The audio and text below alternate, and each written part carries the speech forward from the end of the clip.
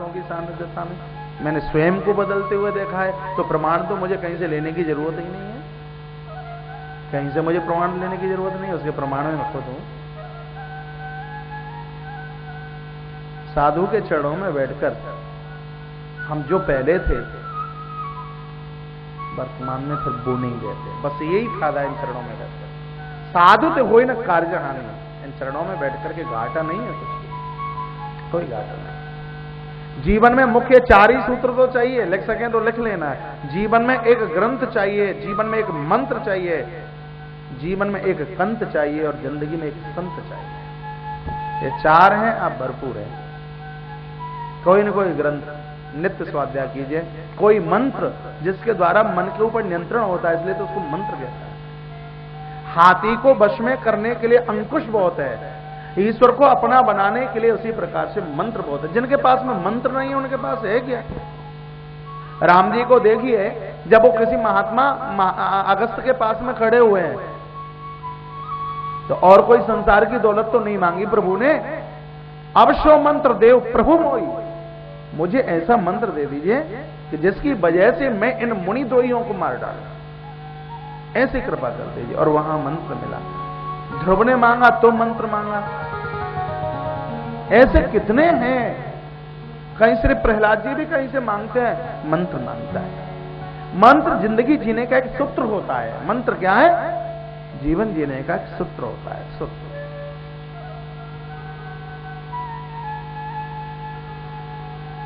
गणित यदि आपने पढ़ी हो, यदि मैथमेटिक्स आपका बहुत बढ़िया रहा हो, तो आप इस बात को जानते हैं, यदि किसी क्वेश्चन का समाधान करना है तो वहां कभी कभी सूत्र रखने पड़ते हैं, वहां सूत्र रखने पड़ते हैं। जिन्होंने गणित पढ़ी है जानते हैं।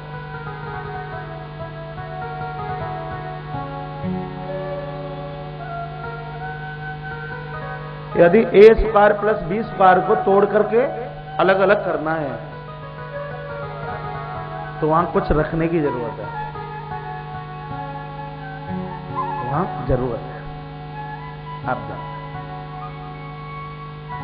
बोलिए बांके बिहारी लाल की, कृष्ण कन्हैया लाल की जय जय श्री राम, जय जय जय जय श्री राधे। यदि आप विद्यार्थी केमिस्ट्री के रहे हों, रसायन के,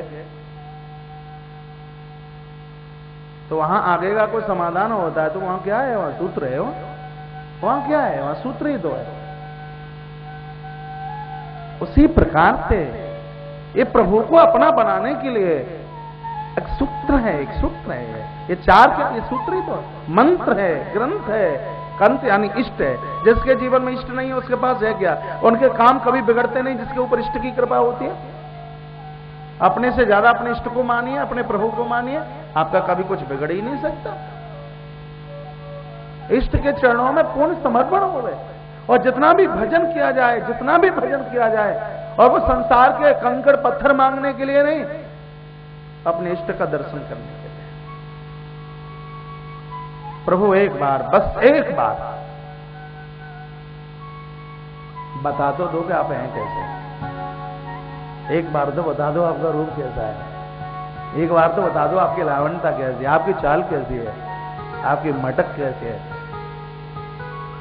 ये दुनिया के तो मुकुट देखे हैं, एक बार तेरे उस असली मुकुट को उसको देखना चाहता है। ये बांसुरी इतनी प्यारी बजती है तो तेरी बांसुरी कितनी प्यारी बजती होगी। एक बार तो प्रभु कृपा कर दीजिए, इतनी कृपा कर दीजिए, हम भजन करते से। तो ध्यान रहेगा, ग्रंथ, मंत्र, कंत, और चौथा क्या था? संत। संत, एक संत चाहिए, फिर अपनी जिंदगी में बदलाव देखे। बोलिए भक्तवत्सल भगवान की, कृष्ण कन्हैया लाल की जय जय जय जय जय जय राधे। साधु को कहा, एक दिव्य महापुरुष को कहा, एक बेटा दे दो, नहीं अभी तुम्हारे सामने आत्महत्या करके मर जाएंगे। माथे की लकीर पड़ी और कहा 7 जन्मा बधाई चाहिए बा। अरे तेरे भाग्य में तो 7 जन्मों तक औलाद का योग नहीं है। कब मेरे भाग में नहीं है तो अपने भाग में से दे दो, पर दे दो। मेरे भाग में ही तो नहीं है, मेरा भाग माड़ा है तो तुम्हारा तो ठीक ठाक है, जरा अपने भाग में से दे दीजिए। एक फल दिया और कहा पत्नी को खिला देना, बहुत बढ़िया सा बालक हो जाएगा, बहुत बढ़िया सा बालक हो जाएगा। और कई बार मैंने कई जगह से सुना है, जो महापुरुषों के आशीर्वाद से आते हैं वो अपने आप में कुछ विलक्षण होता है, वो अपने आप में कुछ अलग होते हैं, वो अपने आप में कुछ अनूठे होता है, अलग ही होते हैं वो अपने आप में, जो महापुरुषों के आशीर्वाद से चल कर आते हैं। और जो महापुरुषों के आशीर्वाद से आते हैं, दुनिया पहचानने में थोड़ी त्रुटि कर देती है, उनको थोड़ी गलती कर देती है, जो वो हैं उनकी असलियत को नहीं वो पकड़ पाते, नहीं पहचान पाते। एक महापुरुषों के आशीर्वाद से अभी इतना बढ़िया बालक चल करके आएगा, हम जिंदगी भर जिसके लिए बोलते रहे तो भी उसकी गुणवत्ता को पूरा नहीं किया जा सकता। ये फल खिला दीजिए अपनी पत्नी को, सब बढ़िया हो जाएगा, बढ़िया से बढ़िया हो जाएगा, बोल दिया।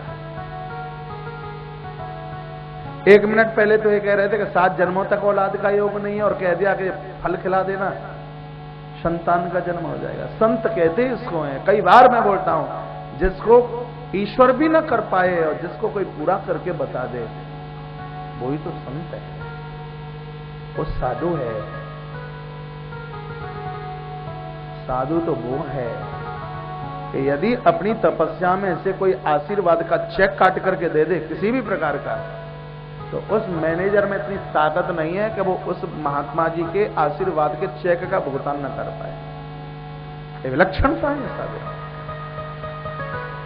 बहुत बड़े लक्षण। मुझे पता था कि आप ताली बजाओगे, इसलिए तो मैं बोल रहा था, लेकिन ये नहीं पता था कि इतनी कंजूसाई से बजाओगे। तो फिर बजाते क्यों? बजाओ तो जोर से बजाइए, नहीं फिर बंद बजाइए। ये ताली मैंने अपने लिए नहीं बजवाई है, तो ये महापुरुषों की उस कर्मठता और उस समर्पण और महात्माओं के उस त्याग के लिए मैंने ताली बजवाई है, जिनकी एक आवाज, जिनकी एक वाणी, जिनकी एक कृपा किसी कोयले को हीरा बना देती है, किसी कोयले को हीरा। महात्माओं ने बहुत काले कोयलों को हीरा बनाया है, कागा से बहुतों को हंस बना दिया इन्होंने, बहुत ऐसे बहुत प्रमाण मेरे माथे में गूंज आए। फल दिया, गृहिणी को खिला दिया। आत्मदेव घर पर आए, धुंधली के हाथ में फल है, संत का आशीर्वाद है, खा ले। बहाने बनाए। बहुत बार कहता हूं, गलती मत कीजिए, प्रसाद भाग्यशालियों को मिलता है, प्रसाद का अपमान मत कीजिए। उनकी दुर्गति है जो प्रसाद का अपमान करता है। प्रसाद का मान कीजिए, प्रसाद का सम्मान कीजिए। प्रमाण है, लखन की छाती में मेघनाद की शक्ति नहीं लगती। यदि माता सबरी के द्वारा दिए गए प्रसाद का अपमान श्री लखन नहीं करते होते। प्रसाद हाथ में आया था, बोटी बनकर जिसने लखन के प्राणों को बचा दिया। श्रीमद् भगवत गीता कहती है, प्रसादम सर्व दुखाना। ठाकुर जी का प्रसाद तो दुख की निवृत्ति करता है।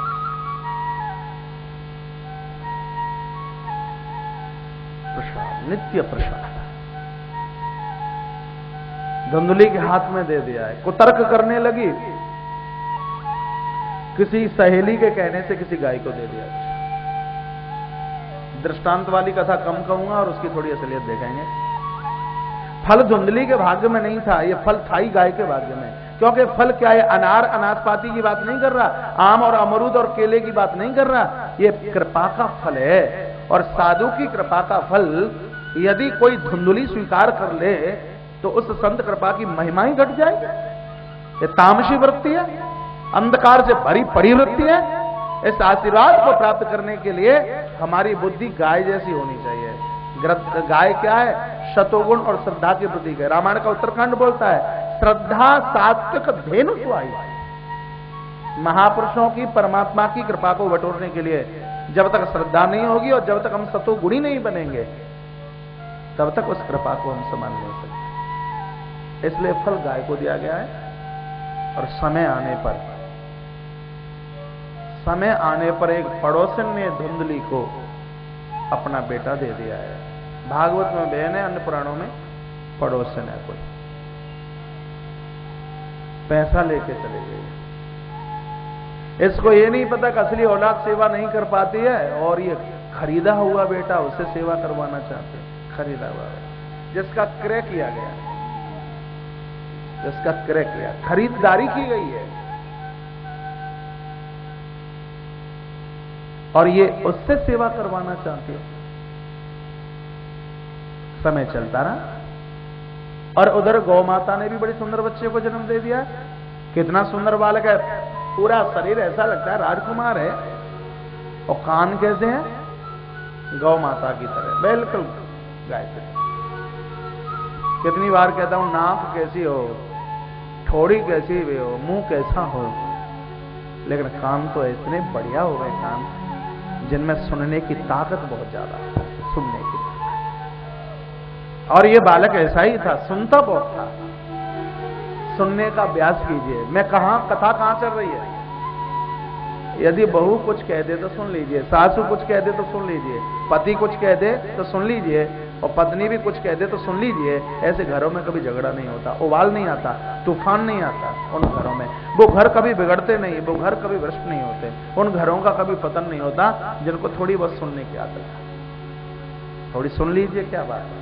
सामने वाला गर्म है तो थोड़े हम ठंडे हो जाएं, परेशानी क्या है। उबाल आएगा ऊपर से निकल जाएगा और आपका घर ठीक ठाक बना रहेगा, कोई दिक्कत ही नहीं होगी, कोई परेशानी नहीं होगी। और एक बात बताऊं, जिस समय पतियों को आती है गुस्सा और माताएं कुछ बोलती नहीं है, उसके बाद में उनके पति उनकी बड़ी बड़ाई करते हैं, बड़ी प्रशंसा करते हैं। बहुतों ने तो मुझे बताया, इसलिए मैं बोल रहा हूं, बहुतों ने मुझे बताया हमारी तो घरवाली महाराज इतनी बढ़िया है तो कभी कभी तो हमें इतना क्रोध आता है और हमारी पत्नी बिल्कुल कोई जवाब नहीं देती है। और पति यदि आपका मान करे, सम्मान करे तो आप कोई साधारण नारी नहीं है, आप कोई साधारण नहीं है। और एक बात बोल दूं, यदि आप पत्नी ने आपकी बड़ाई कर दी तो आप साधारण नहीं है। ये दो कभी प्रशंसा नहीं कर सकते, एक पड़ोसी और एक घर वाले। ये मैंने आप लोगों से सुना है, तुम तो बुद्धू हो, तुमसे तो मार्केटिंग करनी भी नहीं आती, लोग तुम्हें 5 के 25 ले लेते हैं, जब जब बाजार करने के लिए जाया कर तो हमें साथ में लेकर जाया कर, तुम्हें लोग ठग लेते हैं। और आज तो सब देखा जाता है, पति के लिए यदि कपड़े भी लाना है, अब एक पति अपनी पसंद से कपड़े नहीं पहन सकता।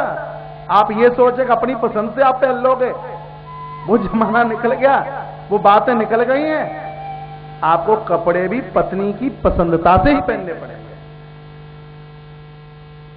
अपनी पसंद से नहीं बाबा, अपनी पसंद से नहीं। लेकिन वो साड़ी तुम्हारी पसंद से नहीं पहनेगी, वो साड़ी अपनी पसंद से पहनेगी, लेकिन तुम्हें कपड़े उनकी पसंद से पहनने पड़ेंगे। तो यदि किसी नारी तुम्हारा सम्मान कर दे, घर की घरवाली सम्मान कर दे, बड़ा अच्छा लग रहा है कहने में, बहुत बढ़िया लग रहा है। तो सामने वाले को यदि गुस्सा क्रोध आए तो आप उस समय ठंडक अपने ऊपर एक पानी की बाल्टी डाल लीजिए। कल काल में भी आपके घर में सतयुग नृत्य करेगा, सतयुग नृत्य करेगा। आपका घर वृंदावन होगा, आपका घर श्री धाम होगा, चिन्मय धाम होगा, आनंद धाम होगा, रसिक धाम होगा, पूर्ण धाम होगा। आपका घर ठाकुर जी का घर होगा।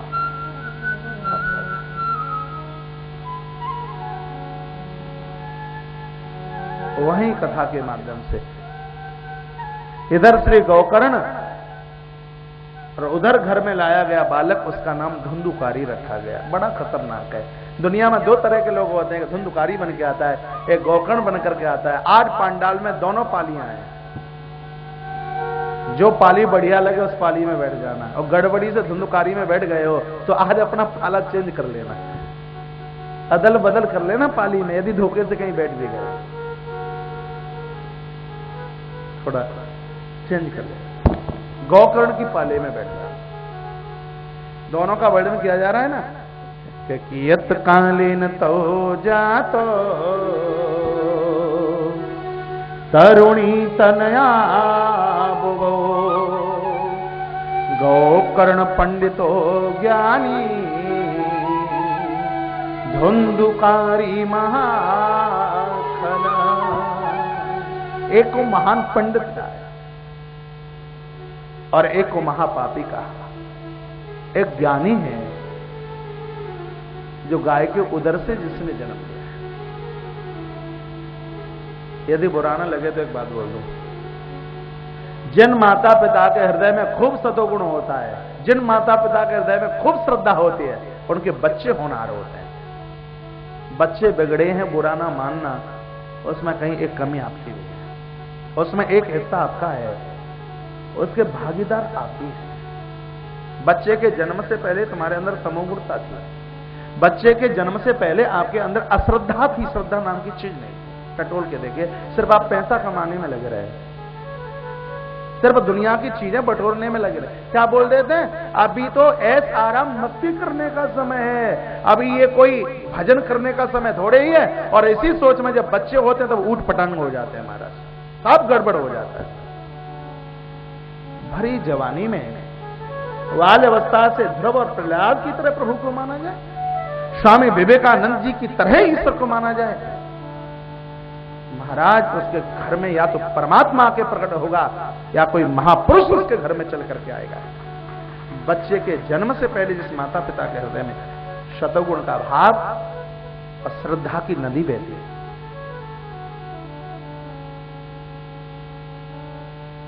यहां पुराणाकार वर्णन कर रहे हैं, यदि गौकर्ण बहुत बढ़िया हैं, संस्कारवान हैं, आचरणवान हैं, तो इसमें एक हिस्सा मां का भी तो जाता है, गौ मां का, गौ मां, इसलिए बहुत बढ़िया बने। लेकिन उस महापापी को देखिए जिसके लिए कहा है धुंधुकारी महाखला, इसको पापी नहीं, इसको महापापी कहा गया है।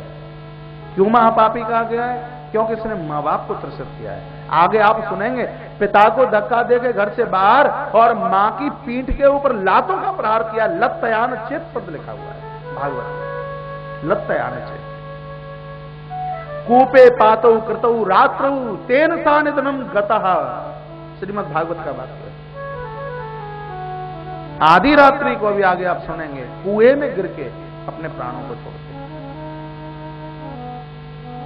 धुंधुकारी की मां धुंधुली, माता पिता को जिसने त्रसित किया, इसलिए इसको महापापी कहा। मैंने साल पहले भी बहुत निवेदन किया होगा, आज फिर निवेदन कर दूंगा। आपने बहुत कुछ किया है, बहुत बढ़िया है। मां बाप का यदि अपमान किया है, आपने कुछ भी बढ़िया नहीं किया। इनके लिए तो सदैव आंख में आंसू बने रहे, चाहे हो बे बेटा और चाहे हो बे बेटे। ये तो सजग्र भगवान है, प्रत्यक्ष भगवान है। प्रतिमाओं वाला भगवान तभी तो उद्धार करेगा जब ये जिंदे जी भगवान की आराधना इनकी हमने कर दी। चार पुरुषार्थ उनकी हाथ की हथेली के ऊपर सदैव वास करते हैं। चार पुरुषार्थ। प्रिय पितुमात प्राण सम जाए, माता पिता को प्राणों से ज्यादा बढ़कर के जो मानते हैं, इनका मान कीजिए, इनका सम्मान। तो भंडारा करने में फिर आनंद है, हॉस्पिटल बनाने में फिर आनंद है, फिर देव मंदिर बनाने में फिर बहुत आनंद है, फिर महापुरुषों की आरती उतारने में फिर बहुत आनंद है, जिन्होंने जिंदगी भर आपके लिए कमाया। एक हर पिता की सोच होती है कि मैं इतना कमा करके रख जाऊं कि मेरी औलाद को परेशानी ना हो। माता पिता को स्वयं की चिंता नहीं होती है, उनका तो जीवन गया, ज्यादा नहीं है, उनको खुद की चिंता बिल्कुल भी नहीं, 1% भी नहीं है खुद की चिंता। यदि खुद की चिंता होती तो रजिस्ट्री बच्चों के नाम नहीं करते, सब कुछ अपने बुढ़ापे के लिए रखे रहते। उनको खुद की चिंता है ही नहीं, उनको चिंता अपने बच्चों की है। आने वाले समय में हमारे बच्चों को कहीं भटकना ना पड़े, कहीं मांगना ना पड़े, और फिर ऐसे बच्चे वृद्धावस्था में माता पिता को धक्का देकर के बाहर कर दें, इससे ज्यादा रोने की क्या बात है। और आज प्राय ऐसा देखा जाता है, हर बेटा जिंदगी पर्यंत अपने मां बाप से पूर्ण नहीं हो सकता, जिंदगी पर्यंत नहीं हो सकता। मां बाप का तो ऐसे दास, ऐसा भक्त बन करके जिए। मुझे राम जी का वो सूत्र वाल्मीकि रामायण का चल करके आता है याद, जब वो माता कैकेयी के सामने पहुंचे हैं, महाराज बिल्कुल अधोमृत स्थिति में थे, कैकेयी मां बैठी है। राम पूछते हैं, मां मुझे आने में क्या देरी हो गई है, क्या बात है? क्या पिताजी मुझसे रूठ गए हैं? मां बोलिए, क्या बात है? मैं पिता के लिए जहर खाने के लिए तैयार हूं, मैं पिता के लिए सागर में कूदने के लिए तैयार हूं, मैं पिता के लिए आग में जलने के लिए तैयार हूं। मां मुझे बहुत दुख हो रहा है, जिसके घर में 4-4 बेटे जवान, जिसके घर में 4-4 बहुएं हो और उनके पिता को ऐसे रोना पड़े। मां मैं बहुत दुखी हूं, संसार के हर बच्चे को राम का इज्जत कर लेना चाहिए। कितनी बार कहता हूं, आप अपने जीवन में जो भी कुछ करें अपने लिए कीजिए मत, माता पिता के लिए, पुरखों के लिए। आपने यहां जो भागवत बिठाई है 1108 भागवत में, आपकी भी जिनकी बहुत सी भागवत है, वो अपने निमित्त मत बिठाइए, अपने पुरखों के निमित्त, संकल्प पुरखों के निमित्त। जब लास्ट में 26 तारीख को जाए, आपको अपने पुरखों के निमित्त ही उसको छोड़ सकते, जिनके ऊपर पुरखे कृपा करते हैं। देवी देवता उनके ऊपर कृपा न करे, ऐसा कैसे हो जाएगा? कागज हो तो एक वाक्य लिख लेना, धुंधकारी की परिभाषा, जिसने अपने पुरखों को परेशान किया हो बहुत, बस वही धुंधकारी है। जो अपवित्र है वो धुंधकारी है, जो अपवित्र है वो धुंधकारी है। एक कथा सुनकर के पवित्र बनिए।